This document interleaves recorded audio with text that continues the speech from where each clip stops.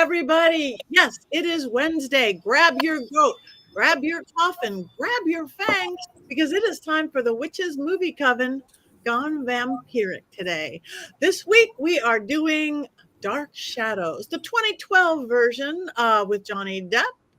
And I'm Patti Negri. I am one of your hosts. And let me pass it on to Heather, and we're going to go in a circle. Okay.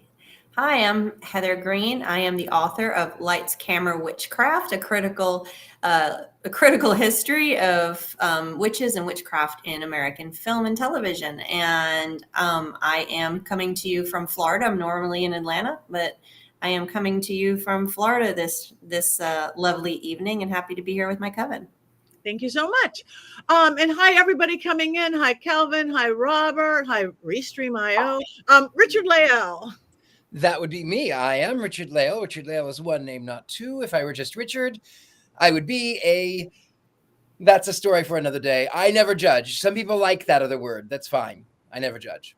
And I'm the gentleman psychic, though. That intro, barring that, I am known as the gentleman psychic.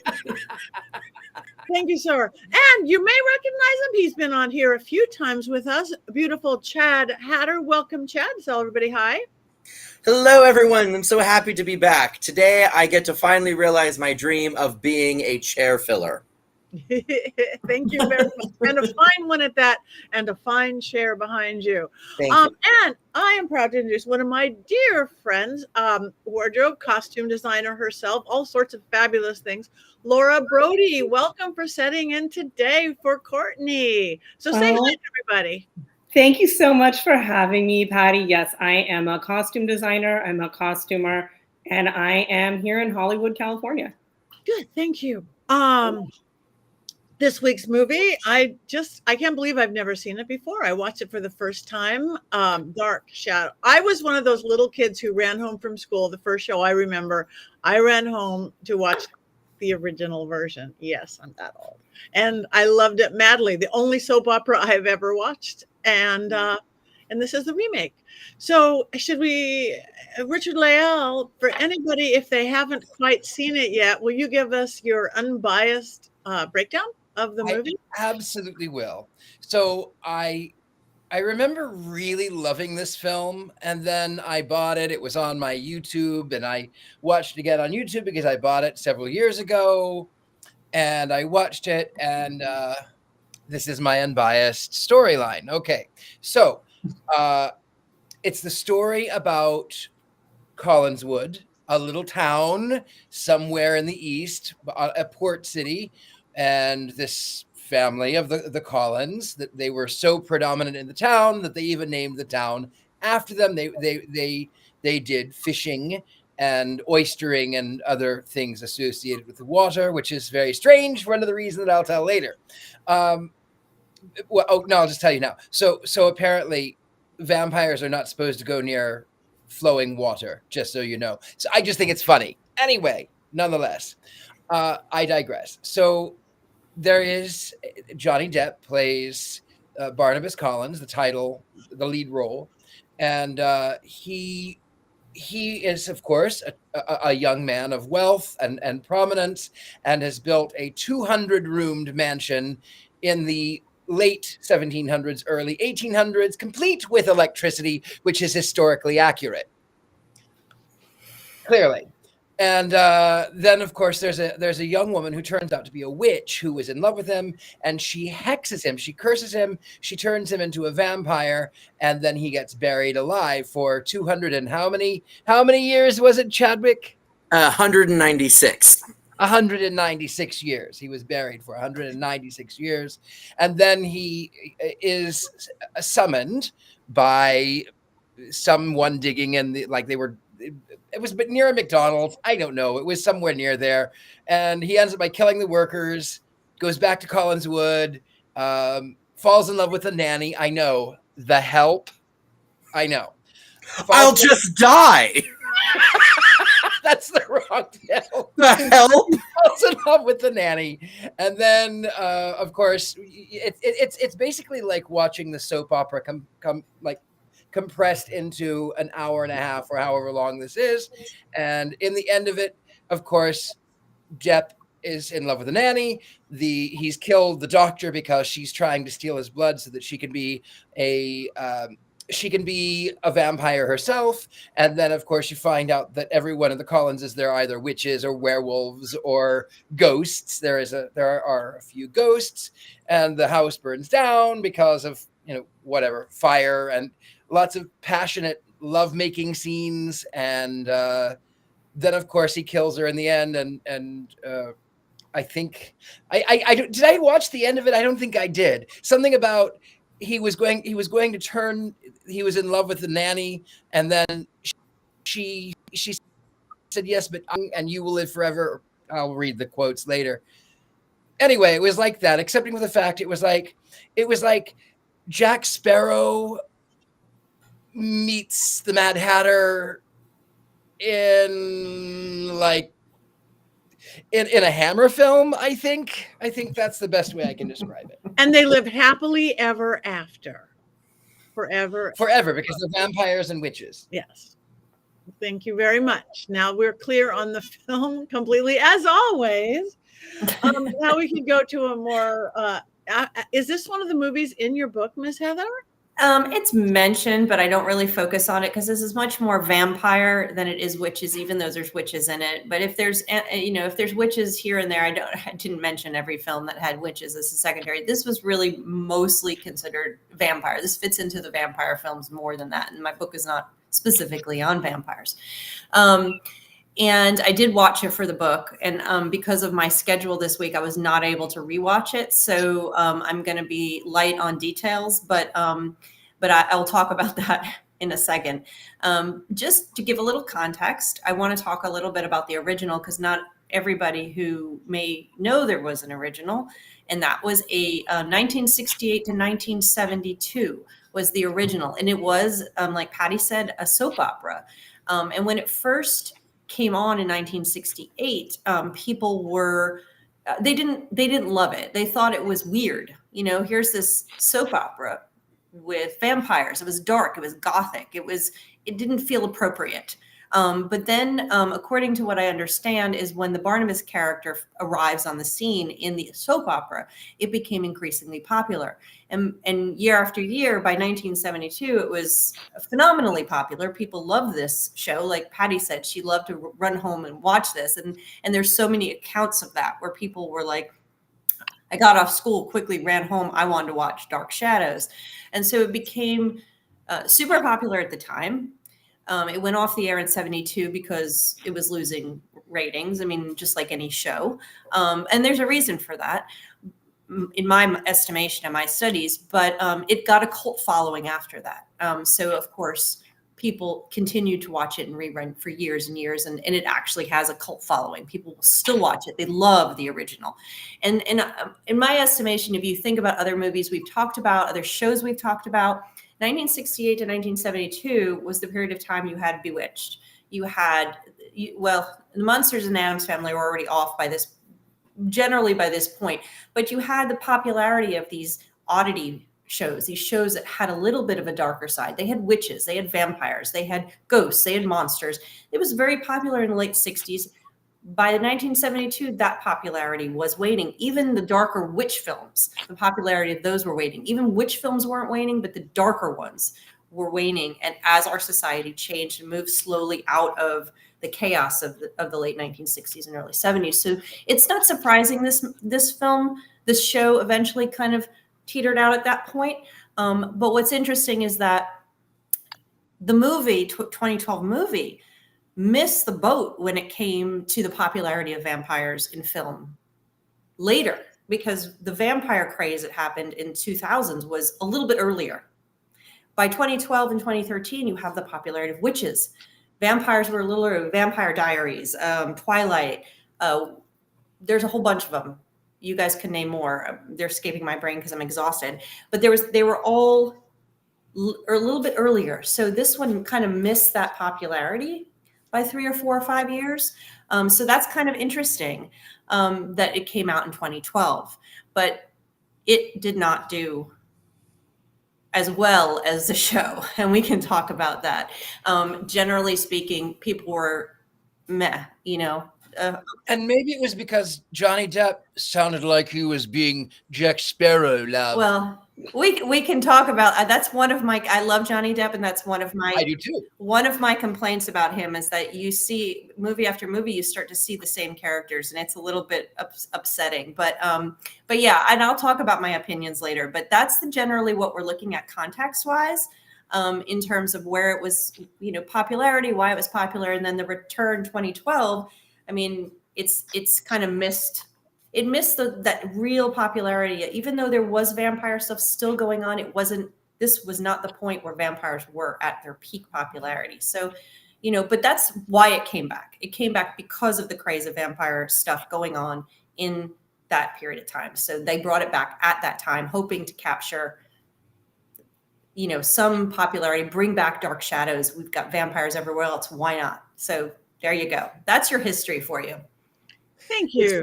It's really funny because you mentioned that they brought it back because of the vampire craze. And it's weird. There's an interview with Johnny where he talks about how, and this interview came out before the movie came out, but he talks about how popular vampires are, and that there was one day where he and Tim had a conversation where they said, let's do a vampire movie where the vampire looks like a vampire.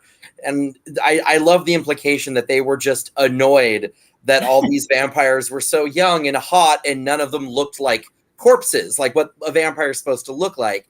So it's weird that Warner Brothers or whoever it was, I think it was Warner Brothers, greenlit it because vampires were really in, but the impetus may have been let's do a vampire that looks like a corpse again, which I think is Tim Burton vampire. Yeah, exactly.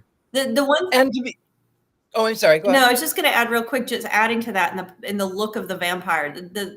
When I talk about witches, I always talk about how they are related to female sexuality and female empowerment and all these things. You see this throughout my book, throughout it. Vampires tend to do the same thing for men in many ways, and that's why you find sexy witches and then sexy vampires. It's vampires almost not entirely the same, but serve the same purpose in some ways. For male characters, they serve that kind of, and it's, you go back to the literature as well. There's a component there in the vampire that serves the same purpose as the witch can serve for women. So that's an interesting extreme. That's like a dissertation topic. So I'll move on. I was going to say, now that I've got my sporting new hairstyle, you see, I love it. Yeah, I like it too. It was just for fun, and then people started liking it. But the funny thing is, since I've been doing this to my hair, I've dressed like this for a long time. But people, I'll go down to the French Quarter, and people will say, "Oh, Count Dracula," and I go, "No, I am not a count. I am not Dracula. Thank you. I am not. I have horns." And I don't know why I get offended, because I mean, really, Dracula has always been. Vampires are supposed to be really sexy, right? Yeah. I have to say, it's a compliment, but I think why you're offended about it is that they're not seeing the horns as what they are. They don't understand what Dracula looks like and how that's not what you look like with that hair. Not only that, but also the only Dracula vampire scene with anything similar was Gary Oldman in Dracula, that when he was young Dracula with the long hair. But I don't get it. Well, I don't think the passersby in New Orleans know this information, but the other Dracula with facial hair is Edward Gorey's. If you look at the Edward Gorey illustrations of Dracula, he's got a mustache that comes all the way down to here, and it's no other facial hair, just this big porn stash that is so fabulous and elegant. Yes. Maybe your horns need to be bigger, Richard-Lael. Maybe I'll just let my hair grow a little bit. It's a little subtle. And who's that? This was me 5 years ago. Strangely enough, it came up on my feed. This was me 5 years ago. I was doing Barnabas Collins for it. I don't know if it's still there, but it was Beetle House in Los Angeles. But the funny thing is, so Chadwick and I, we've been friends for a very long time. I call him Chadwick. You know him as Chad. Chadwick and I have been friends for a very long time. And Chadwick has, where I typically dress very sort of 19th century. That's my suit. It's very 60s. And then this is Chadwick doing the late 1700s into the 1800s as Barnabas Collins as well. So we kind of did a little flipperoo there, I think, maybe. Dueling Barnabases, nice. But not only that, but Chadwick has a show and tell. I think Chadwick should show some of his things that he has right there. Show, tell. I think Chad might be Frozen. I think he's Frozen. I love his facial expression, though. Well, he looks good. There he is. Wait, there he is. Hi, Chadwick. Facial expression. Hi, what did I miss? I'm sorry. Right when I started getting what I assume were compliments, my internet decided to not. Yeah, well, we were just talking about you were Frozen. And Laura had just said, I like the way he looks. And then you come back on and you're going, So we were talking about sharing the things that you have there in your hand that you should show to the camera. Oh, okay. So I've got two little things.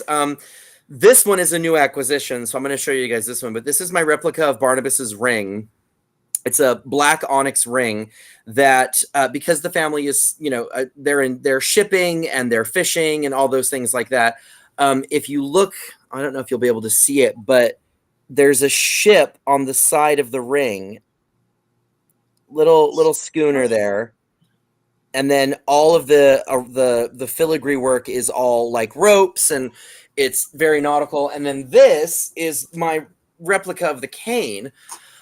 This is specifically the replica of Johnny's cane, but it's made from a mold that was cast from one of Jonathan Frid's. So for the original TV show, the alpaca wolf head cane was silver. It had little red glass eyes. It had a very simple black shaft, and it was very, very lovely. But for the movie, they wanted to really lean into some of the vampire lore, chiefly that he couldn't touch silver. So they took it and made it ivory instead. And so that's what this one is supposed to be. And I do have one of Jonathan Frid's canes. And the reason why it's not in my apartment right now is because of a whole big story that no one has time for. But, this lives by the front door, and I've got a shelf over here that's like a black arts shelf, and there's a little vampire section. And so the ring lives over in that section. But I watched the show when I was young with my father, when I think old school sci-fi did a re-airing of it. Mm-hmm. And so I was a Frid boy from the beginning. And so when they announced that Johnny was going to be playing him in the movie, I was absolutely ecstatic. And they made some very interesting choices. But I do have to say, though, I have no notes regarding the wardrobe. I think all the costumes are absolutely spectacular. Beautiful. And that's what it's known for. With you. And Patti and I were talking about this briefly earlier today, that this movie is really at the time of like peak Tim Burton and his peak work with costume designer Colleen Atwood. And Colleen Atwood has designed most of the Tim Burton movies. She designed Wednesday, and she's like very, very well known for this really elaborate, fantastical period style and like adapted period style.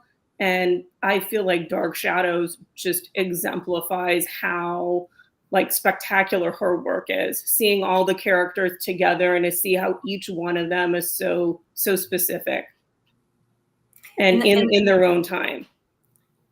That's what I was saying is that's one of the things this is known for being a beautiful film, costuming, and Tim Burton is obviously known for the beauty of his films. If nothing else, even if a film isn't successful, it's always beautifully spectacular. The set too is also spectacular. The house. Now, again, the choice to make it was a 200-roomed mansion. I mean, in what, 1790 or something? Come on. I mean, even the Titanic financier, his home only had 100 rooms. So, I mean, come on, 200 rooms. Come on. A lot of fish. A lot of fish. A lot of fish. But it was beautiful. It was absolutely beautiful. And I loved the thought that everything, even the things that you can't see, they're all nautical themed because that's where the family had made their money. And the chandelier was an octopus. And even though, again, you would not have an electric chandelier in an 18th century home, you wouldn't, because you wouldn't have electricity for another almost 200 years almost. Well, 1780, 1900 about. Well, anyway, you wouldn't have had electricity, but it was beautiful. I loved all of the intricate details. I loved even the pattern in the tiles were supposed to look like waves. It was beautifully done. I think we lost Chadwick. I think we did. We lost him. Hopefully he'll come back. We've lost him. Well, I will just go from my little lay person, because I don't like to watch. I'm very bad at this because I don't like to watch movies as a critic. I just want to become an 8-year-old child who gets lost in it. So, and I completely did. It's not one of those I was going, these are bad acting, these are anything. I liked the characters. I played with the characters. Again, beauty beyond beauty beyond beauty of the costuming, of the set, of the tableaus, of literally everything looked like a painting to me without the waves of water, the this, the that. He's always frozen, so funny. We need to have clips of that saved. Clips of that. Anyway, so I had never seen it before, which surprises me that I had never seen it before, but not really. I was surprised all the people in it, Michelle Pfeiffer, and I'm just like, oh my God, how did I miss this for this past 10, 12, whatever years that is? So I thoroughly enjoyed I don't have any bad comments about anything. Electricity, no electricity. I got involved and they lived happily ever after. That's all I have to say. I happen to love the glasses that were used. Now, I have two pairs of these. These are not the ones. I have the ones that are in the film are blue, and I have them, but I forgot to put them on until just now. But if he was interned in, when was it, 196 years or whatever it was. So at some point at the turn of the 18th into the 19th century, there he is again. What is happening right now? So he was interned sometime at the turn of the 18th into the 19th century. And these glasses are actually 1830s. They were designed to be worn on early locomotives, and then they became indoor fashion wear because the whale oil lamps would burn bright white, and it would be bad in the eyes. And this way you could write indoors and you wouldn't be blinded by your whale oil lamps. So I love that. But also these glasses, yes, Johnny Depp wore them in Dark Shadows, but so did John Aston as Gomez Addams in the 60s. Claude Rains as the Invisible Man. Vincent Price in The Tomb of Ligeia. And I can forgive the fact that they were some 30 or 40 years into the future when he was interned, but I still love it. Perfect. Well, I'll just step in and say that, this, like I said, I was not able to rewatch it, unfortunately, because of my schedule. And I did watch it when I was doing my book, and I have very surprisingly little to no recollection, even with the research to refresh my brain, which is very unusual, especially for a Tim Burton film, because I love Tim Burton. And I do love Johnny Depp, and I appreciate it. So the combination and the everything about it, literally no recollection other than how pretty it was. So, and I adore vampire films and books and all the things. Interview with a I'll jump into any of that. But this one just, and that is very disappointing, but it also tells me something about the film. It was unmemorable. And for me, unmemorable is the worst thing a film could be. I'd rather hate it. And if I was, as a filmmaker, I'd rather make a film that people hate or love and not forget. So that's kind of where I'm sitting right now. Welcome back, Chadwick. Is he frozen or is he? No, he's moving. He said if it knocks him out again, he says he's going to bow out, but he's still there. He's still there. No, you're moving. You're Chad, moving. you're Chad. moving. Say something. Can you hear me? Yes. Yes. Jesus God, man. Okay, so the sunglasses, yes, they're double D sunglasses, but the ones that Colleen Atwood had made for the movie were oversized because the real ones are actually quite small. 5 minutes to say that. All of the gloves that Johnny Depp wore as Barnabas Collins when he was out in the sunlight were made by Dorothy Gaspar, and he had a second ring that was made larger than he could wear over the top of the glove. I'm contributing, damn it! You are. You're contributing more than you know. Thank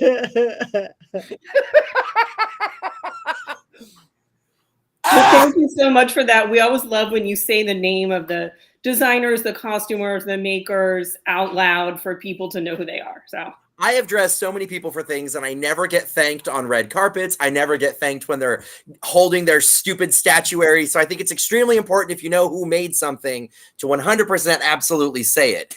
It's asinine. See, now I just want to mess with you guys. Now I want to. It's not working. We know you're still alive. we can see breathing.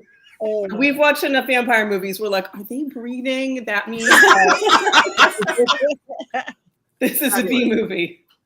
Richard-Lael, you and I should talk about the connection that we have to another vampire movie, so we can shamelessly name drop.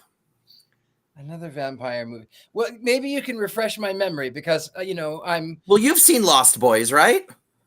I am a lost boy. No, I'm a man. Who am I? Who am I kidding? Go on. Yes, I've seen it. A friend of ours did the makeup for Lost Boys, and she was supposed to do Johnny's makeup on Dark Shadows, but then because they were filming in England, there was an issue with the unions, and she couldn't go over and do his makeup. And that's V. Neil. Mm-hmm. So I was going to say, where was it shot? England? Yeah, it was at Pinewood Studios, and what's really interesting is that the production actually won an award because and Laura, if you know more about this, please jump in, because I don't actually know what it is, but there's some sort of thing in England where the different unions vote about like what movie did you work on during the year that was like the most fun or seamless or smooth or whatever, and Dark Shadows unanimously won across the board because every single person working on it just had a great time. There was very little drama, and it was just a very seamless production. And it was also a gigantic production too, because when you watch it, every time you get a shot of the harbor, they built all that. They dug out a giant pit at Pinewood and filled it with water and did forced perspective buildings going down the wharf and built all of it. Like all the house was practical. It's amazing to me that they screwed up the publicity, because there were no trailers or commercials or anything until like 4 weeks before the movie came out. So they were trying to tank it, which is baffling to me because it was a massive production. It was huge. So why would they try to I don't know the politics behind why would they try to who would do that? Who would that behoove? Well, I mean, I'm wearing a shirt that says Mockingbird Lane, which was a TV show that was a remake of The Munsters that came out in 2012 that had been greenlit. And if you hunt online, you can find the pilot. But right when the pilot was done being made, there was some sort of regime change in the higher ups at NBC. And when it's like when there's a new president that comes in, they get rid of everything the person before them did so they can make everything their own. And there was some sort of regime change where someone who came in was like, that's not what we're going to be focusing on. We're going to focus on this, and this is going to be our moneymaker, and blah, blah, blah, blah, blah, blah, blah, blah, blah. And so, so Mockingbird Lane lasted one episode, and then it got canceled. And for whatever reason, it was really good. That's actually a story you hear over and over in Hollywood's history. I ran into that in cases of animation studios. The new head comes in and they just rush out projects that were there to get them out, or they cancel them. So that makes complete sense. That is something that happens regularly for decades and decades in Hollywood studio history. So I would not be surprised if that was one of the reasons. Laura, have you ever been completely like 95% done with a project only for it to never shoot? I can't say that has happened, but I certainly have been on projects where we have actually shot scenes that got completely cut. Oh, and on that same vein, there is a version of this movie on a cutting room floor somewhere that makes way more sense than the final one, because I heard it through the grapevines from some friends who edited it, that the whole thing about the daughter being a werewolf was hinted at the whole way through, and they cut it. And there were all these other scenes and all these other like elements of it that set up the way everything was kind of happening, and that the studio just came in and like chopped it to pieces. And there's apparently a much better film somewhere. Well, thank you for sharing that. When I just did my rewatch earlier today, the very end of the movie, the plot started like getting a little nonsensical, and I was wondering where some things were coming from, to be honest. There's one other story that I have about it, which is there's a scriptwriter by the name of John August who is largely brilliant. Richard-Lael, you've seen his work for sure, because he did the adaptation of Charlie and the Chocolate Factory for Tim Burton. But he was originally approached to do the script, and he wrote and delivered one that he has talked about in interviews, because obviously he didn't do the script for this movie. But the one that he talks about was, I'm heartbroken it didn't get made, as a fan of the original show, because he said that it was a drama, and it was more like, he said it was like The Godfather, but with Barnabas being at the center of everything. And that's the way he describes it. And I'm like, I want that movie. Like, as fun as the goofier moments of this movie can be, when I think about the sets and I think about the costumes and I think about this particular cast doing something dramatic instead of like campy 70s, it excites me to wonder, like, if I ever get the chance to meet him, I'm going to ask him if I can read it, because I would love to know what he had cooked up. Yeah, that would be. I want to go with campy. I love the music in it too. The from the 70s or whatever that era was. And Alice Cooper. I would get that soundtrack in a second and love to be playing that music, and how they portrayed all the hippie people and all the people of the day. I loved it. Loved it. So Alice Cooper, I have another story. I'm so sorry. It's one of my favorite movies. I'm so sorry. But there's an interview with Alice Cooper where he talked about how when he came in, they kept saying, well, we're gonna digitally, we're gonna de-age you. We're gonna take out some of the wrinkles and we're gonna make you look younger. And he's quoted as having said that during the 70s he was strung out on so many drugs and so much alcohol that he looked worse in the 70s than he does now. So he was like, leave it. Don't touch it. Just leave my face as it is. And so that's why they were like, okay. And they just didn't. That's and I wish I could have been in the workroom when he came in and met with Colleen Atwood and laid out all the pictures of his leather daddy outfit for her to rebuild. Yeah, me too. I've only interacted with her once, but she's possibly the scariest woman currently living.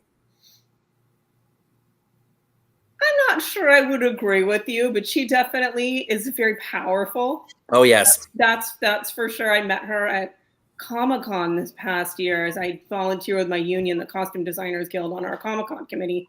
And she was one of our guest panelists. I was supposed to be at that panel and my Uber driver screwed up, and so I wasn't able to make it because my buddy Philip was on that panel. Wait, Philip Boutet, the illustrator? Yeah, he's a very dear friend of mine. He's delightful. I'm a big fan of his. Yeah, no, I spoke to him earlier today, as a matter of fact. I'm sure he's at the Costume Designers Guild Awards today. Say what? Colleen, who's nominated for Wednesday. Really? Yes. Fabulous. It is. It's going on right now. Well, we should. Well, come. If we leave now, we can make it. Let's go.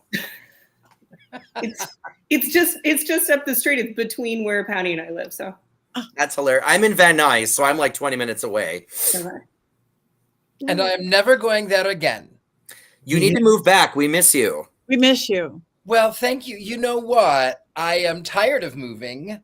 However, I do miss my friends and family in Los Angeles, the city of angels. I do miss it. I do really, really, really, more than anything. Oh well, that's We reminiscing later. move one more time here, and then you stop moving. But you never stop moving. I don't think you're ever going to stop moving, Richard-Lael. I hope I do. I am tired of moving. I would be a whole lot wealthier if I could stop moving. Well, it's because you get to decorate a new house every time. So maybe you just go into professionally decorating other people's houses like mine. I've been telling him to do this for years.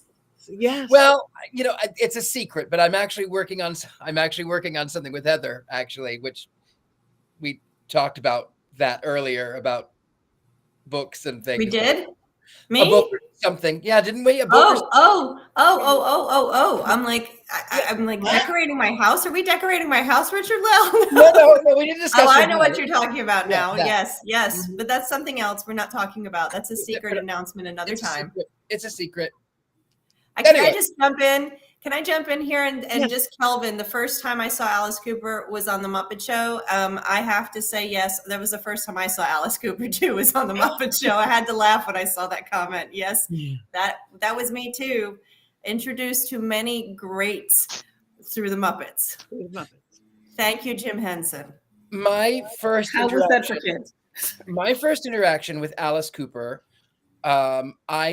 I have always loved classical music. That's really where my interest lies, is classical music.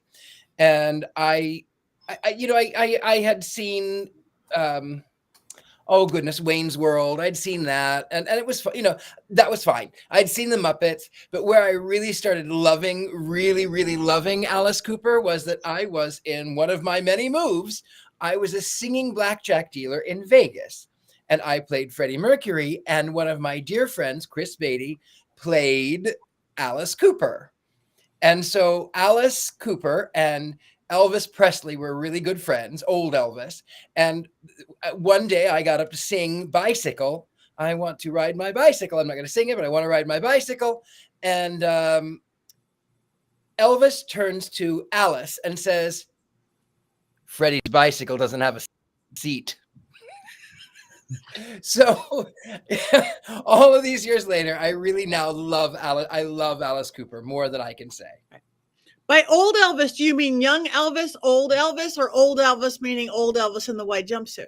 I've been doing that for 3 minutes. I mean, old. He was in his 60s or 70s, but he was playing Elvis in like 1971.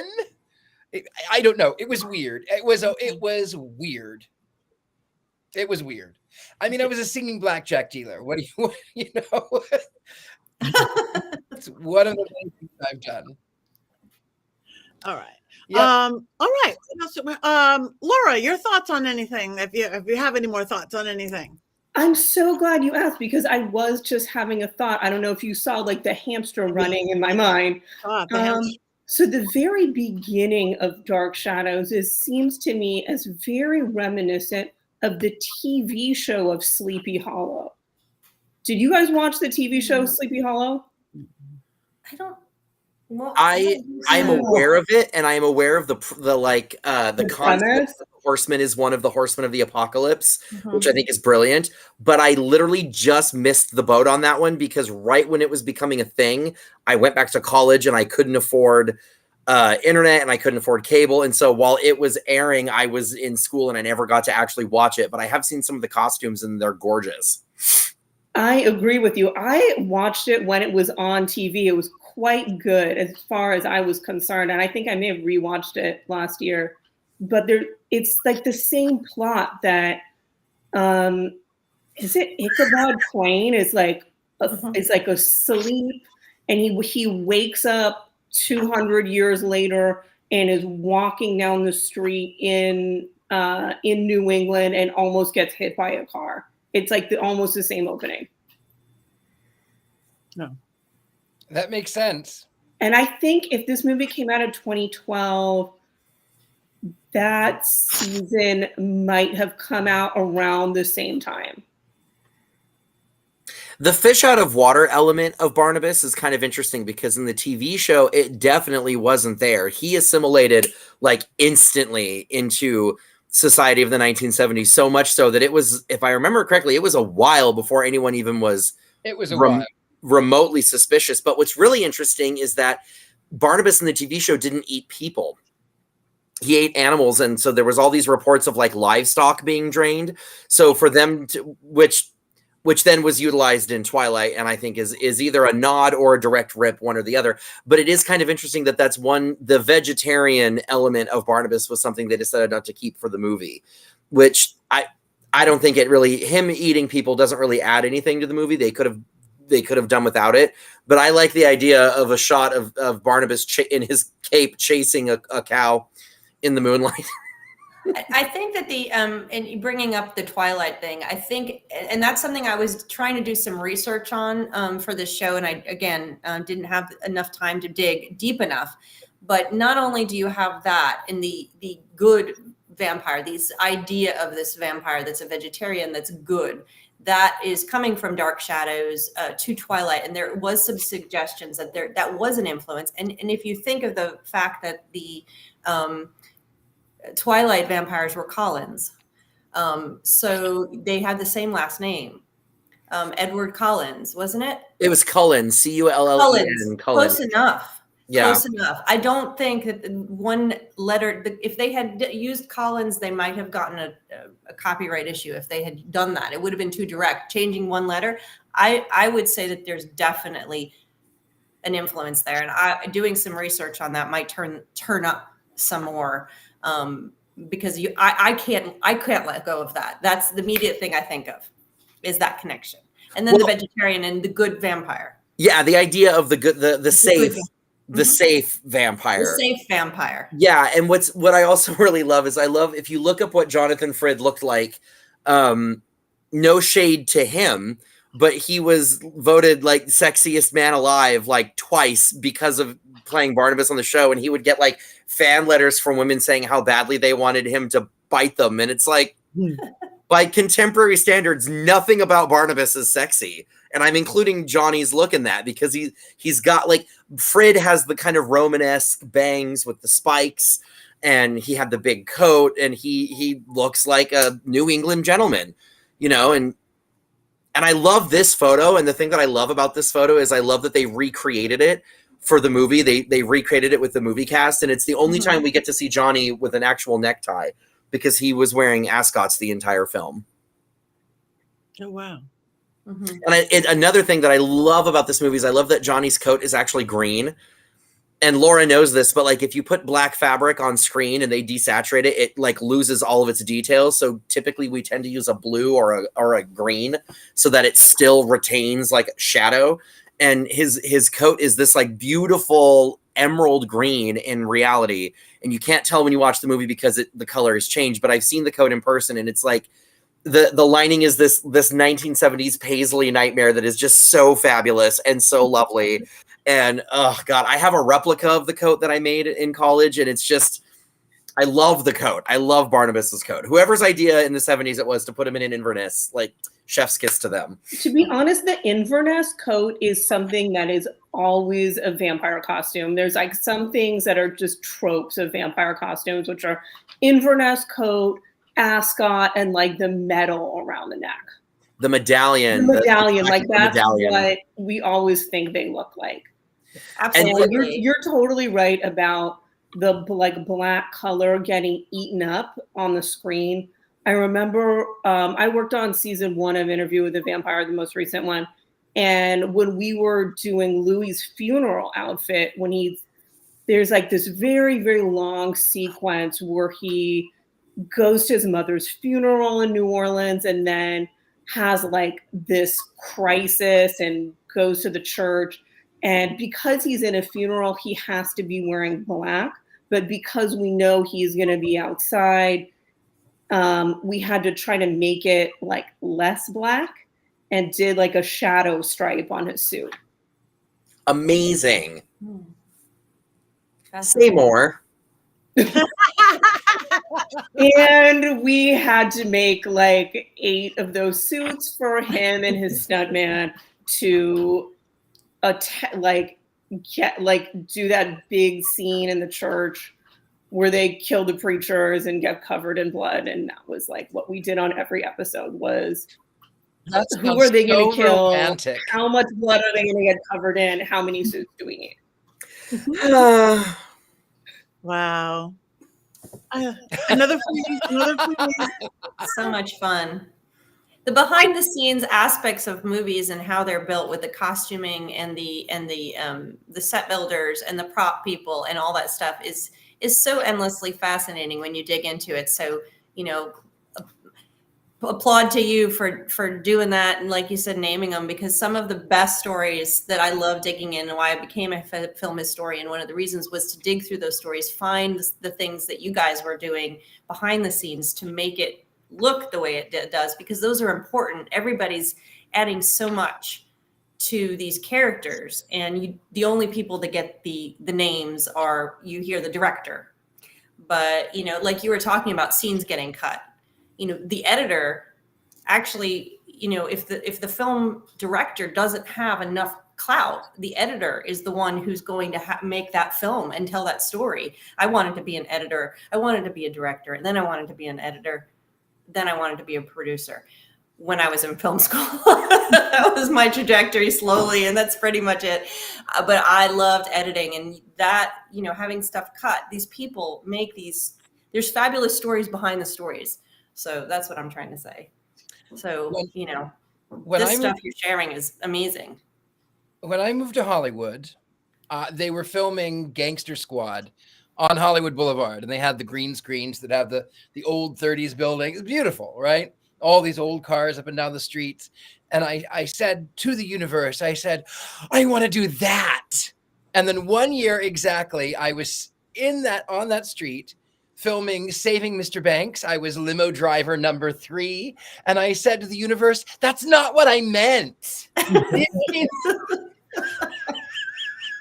Patti says you have to be very specific when you ask the universe. You do. Very specific. I mean, to be fair, I was doing exactly what I had said I was going to do a year before, but it was not what I thought. Manifest. I am stuck on a vegetarian vampire, didn't eat people, eat animals. I think animal activists in this day and age would get more mad about you tearing up and chasing animals and eating people. Just saying. That's because people are terrible. You do make a point. And also Louis in Interview with the Vampire is well known for eating rats. Yeah. There's that great line in the first movie where Lestat says, to find you, Louis, I need only follow the corpses of rats. Oh, the shade.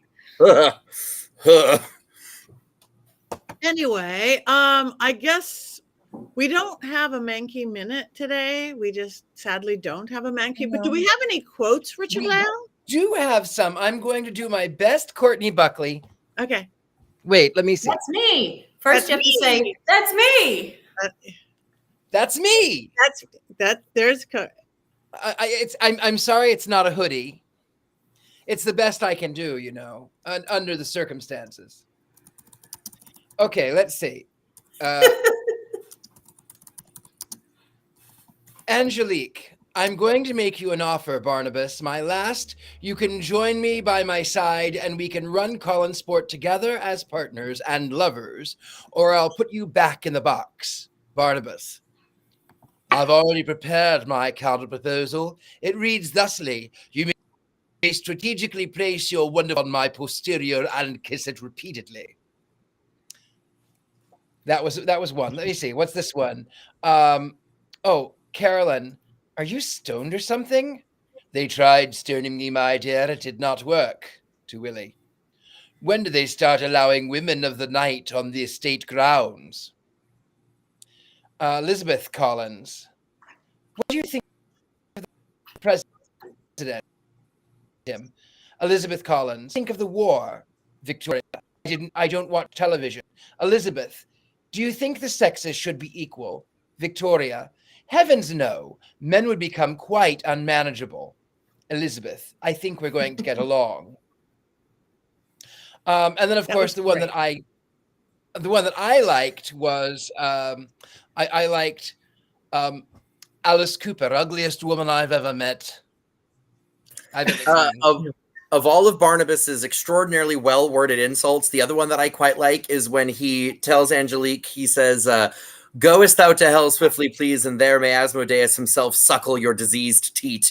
And she gets aroused by it. She's like, "Oh, no one talks like you anymore." It's a great moment. I do have to point out, though, that I love that in every horror movie, there's always one group of people who are absolute morons. Because if I dug up a coffin that was chained shut, the last thing I would do is open it. Of course. Now that you mention it. Of course. There's always someone in a horror movie that has to go into the shed where there's a wood chipper at night when it's raining. There's always the wood chipper character. Yeah. And I mean, the down in the basement in the dark and the lights won't come on, the girl alone. Yeah, I do that. Yeah, there always I was sitting here in my parlor the other night, right here, and I was on the phone to my friend who lives in the Midwest, and I was on the phone, and I heard this loud ruckus and rumbling outside, and I said, "Oh, you know what? I'm going to go open the door." And she says, "Don't do that. That's what they do in horror films." I said, "No, I'm fine. I'm in New Orleans. I should be safe, right?" "No, that's what they do in horror films." It's a scared in a long pot. It's a scared in a long pot. We just send Courtney down. Right. So usually if I'm not on the show, I'm in the messages, like frantically typing fun facts about whatever movie you guys are watching. And there's one that, to my knowledge, has not been brought up yet, but it might have been brought up when I was glitching, which is that 4 of the original cast members, Jonathan Frid and such, have a very small cameo in this movie. Yep. I forgot to mention that earlier when I was doing the history part, and that is absolutely true. And thank you for bringing that up. They do make an appearance, a cameo. And it's great because as they walk into, it's right as people are entering for the big party. And as they walk past, the 2 of them are helping Jonathan Frid walk because he was quite frail. That was right before he passed away. But they're helping him in, and she goes, "Thank you for having us." And he goes, "Yes, welcome to Collinwood." And it's such a cute little moment. But there's a story on set that when Jonathan Frid saw Johnny Depp for the first time, he apparently was like speechless because Johnny's look is way more extreme than what Jonathan Frid looked like. And apparently Jonathan Frid looked at his hair and just went, "You've added a bit more spikes than I had." And that was like all he could bring himself to say on the matter. But I also love that the movie decided to find a way to explain Barnabas's hair, which is that he transformed into a vampire when he was wet and his bangs just stayed that way. And I think that's hilarious. My friend Karen did all of Johnny's wigs for the movie. And I had to ask her as a cosplayer, I was like, "How did you get his bangs to look so perfect?" And when I would ask her and I would ask her and I ask her, and she would always just kind of grin and never really give me an answer. And then I found out recently that they glued them down to his forehead to make sure they would never move. So like from here all the way across, everything is tacked down. They're like shaped with glue and then tacked to his head so that nothing moves. And I just think that that's just so lovely. This is the most delightful hair continuity technique I've ever heard of. That's Right. what we really want to do is just glue everything completely down and then go to craft services. Exactly. Fabulous. Nothing will change. And I wonder, I have to ask, I have a photo of Johnny that was one of the makeup tests that I don't think is out on the internet. That was a less extreme vampiric look for him. I'm going to see if I can find it. And if I can, I will show you guys. Richard-Lael, darling, if I send it to you, could you bring it up on the screen? Do you have that ability? To our producer, if you send it. Oh, fabulous. Okay. Talk amongst yourselves. Show it on the screen. Just show it on the screen. If you have it, just show it. Okay, I found it. So this was one of the looks. Oh, you can't see it. Hold on. Yeah, we could. We saw it. Did you see? Okay, so Yeah, he's not as hollow. yeah, it's oh, sweet zombie Jesus. That's Hold trying on. to get closer to the show. That looks closer to the show to me. Yeah, it's not as extreme. He doesn't have the red around his eyes. Let me see. Hold on. Richard-Lael, I'm just going to send it to you. No, don't, because we are at time. Oh, we are. Oh, you'll have to forgive me. I only think about myself. Okay. Okay. We have to vote. Wands up or wands down on. Wait, where'd my wand go? Oh, right here. Wands up or wands down? I'm going to do wands up. You have a wiggly Mine- one, Richard-Lael? Mine is a little wiggly because I want to love it. I love it's beautiful. I love the music. I love the actors. I love the costuming. I love the set. I love so much about this movie that I love it. But then when Johnny Depp says the as or these and thous, like he's in 16th century England as opposed to, whatever. So it's I have some issues. So it's a wiggly wobbly timey-wimey thing. Wiggly wobbly wand. I am up. Chad is up. Laura, is that up? That's up, right? Laura's up. And you are a halfway magnifying glass, Heather, and Wiggly. In the chat room, we have wands up, wands neutral, wands up. And for the first time with my first wand, wands up. Go Colin. Wands up. So wands up are winning on this one. I think it is just too pretty. The music's too good. The costumes are too good to not be up. I'm no wiggle here. No wiggle here. And I do have to say that the house, no notes. It's my dream house. I would live there in a heartbeat. Me too. Horse I crop love up. Lauren, horse crop up. All right. What are we watching next week? Princess Bride. As you wish. That's going to be a quotable one. I think everybody's going to have quotes. All right. So next week, everybody watch The Princess Bride. Does anybody have anything coming up that if the people can watch or see or go to? Oh, wait, me. Where's Patti? In first March 1 through 3, come join me in Vegas for a real witchy weekend, doing 2 seances, workshops, classes. It's great.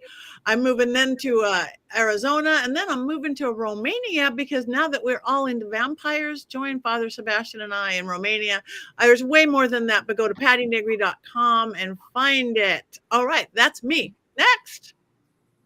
That's me. I'm not Courtney Buckley, but that is me. Book readings, commission paintings at the Gentleman Psychic. I am here in New Orleans. If you would like readings, I do them in person. I do them on video. There are lots of fakes. There's lots of fake me's out there, but I will always be the real one, whatever that means. Anyway, the Gentleman Psychic, all the medias of social, all of that. Heather.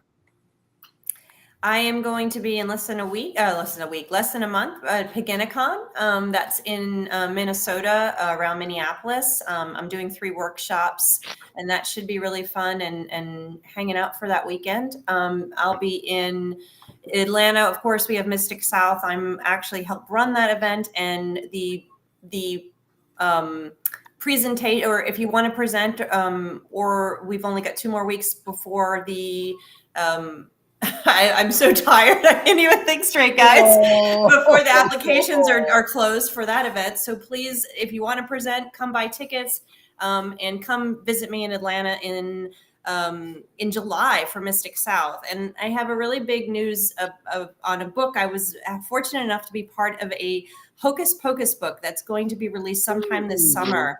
I was part of for the history part of it, obviously. So that's is going to be published by Disney. So that's coming out, and hopefully I'll get one and I'll be able to show it to you guys before it comes out. So I'm super excited about that. That's amazing. That's amazing. Who knows what else? Things pop up all the time. But come see me in Minneapolis. Come see me in Atlanta. Perfect. Chad. So if anyone is going to be in Long Beach Saturday night and doesn't have anything to do, there is a drag show that is a parody of Wicked the Musical. And I did some of the costumes for it, but I will be in it in a very brief cameo this weekend, which I'm very excited for. And my costume that I'm working on for myself is on that mannequin, and I'm not turning the camera around because my apartment is a disaster. At this point, it would just be easier to move. And then I've got a bunch of stuff coming up. I'll be at WonderCon at the end of March doing a couple panels for them. And then I'm judging a speech competition for like the entire state of California in Redlands in April. But that's for like high school. So I don't think you guys can come to that, but I'm excited to be a part of it. And at the moment, that's all I've really got going on that I can talk about. But hopefully in a couple of months, I'll have some more, fun things to kvetch about. Thank you. And Laura, again, thanks for jumping in very last minute. Thank you. Oh, thank you so much for having me. This was so much fun. And I actually have something to share as well. If you're in Los Angeles, I am going to be at the premiere viewing and reception for a short film I was the costume designer on. It's called The First, and it is a like feminist period body horror short. So that's going to be on March 14th at 6 p.m. at the Harmony Gold Theater, and it is open to the public. We're going to have a panel after talking about the experience of making an independent horror project. Perfect. Thank you. And they can find information on your website or on your social media? On my social media, I will start posting it soon. Yes. Okay, thanks. And same for you, Chad. They could find out about your show in Long Beach. Yeah. I'm actually going to be doing a post about it this evening. So I'll be sharing information about that. I'll 100% make that known. Okay, perfect. Oh, and I will be at Comic-Con with the Costume Designers Guild again this year. Perfect. So just come visit us at our booth. So there's a row of ribbons over there on my wall because my friends that I dress always get hall ribbons from you guys. Yeah, you get the Hall Costume Awards. Oh we my do. God, I love it. This is our favorite thing to do. So no, it's wonderful because some person comes up to you, compliments your outfit, hands you a ribbon, and then disappears mysteriously into the crowd. It's fabulous. We did a big Wicked group because pictures leaked from the movie, and so we replicated some of the pieces, and I got to be a monkey, which I highly recommend. But we had this big group of flying monkeys, and we had witches, and we had, wizards, and we were given a bunch of ribbons, and it was wonderful. And I've never actually gone to the costume design booth because I'm always busy working other things, but I'm hell bent to make it there this year. So just come say hi. I will. I'm going to come and harass you. You won't be able to come harass all of us. We go down there to talk to everybody. It's wonderful. I love it. I absolutely love it. Go harass them. And on that note, we are a little over time. We have one more thing to do because we are witches. 1, 2, 3. Yeah!